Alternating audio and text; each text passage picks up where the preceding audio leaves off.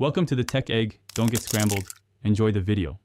In this video, I will show you how to replace Jeep JK ball joints. First, ensure you have all the necessary tools, including a ball joint press kit, a good set of wrenches, and a sturdy jack. Safety is paramount, so always use jack stands to support your vehicle securely. Next, remove the wheel, brake caliper, and rotor. Then, disconnect the steering linkage and sway bar link to gain clear access to the ball joints. Now, let's tackle removing the old ball joints. Begin by separating the steering knuckle from the axle C-yoke. This usually involves removing a few nuts and bolts. Next, position your ball joint press tool around the upper ball joint. Carefully press the old upper ball joint out of the C-yoke. Once the upper is out, reposition the press to remove the lower ball joint in the same manner. Take your time to ensure proper alignment of the press.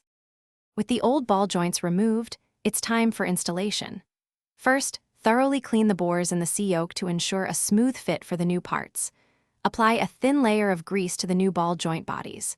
Using your ball joint press, carefully press the new lower ball joint into its bore until it is fully seated.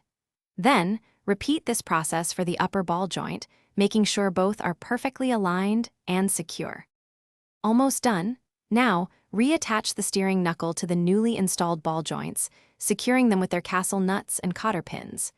Reconnect the brake caliper, rotor, and steering linkage. Ensure all bolts are tightened to the manufacturer's specified torque settings for safety. Finally, reinstall your wheel.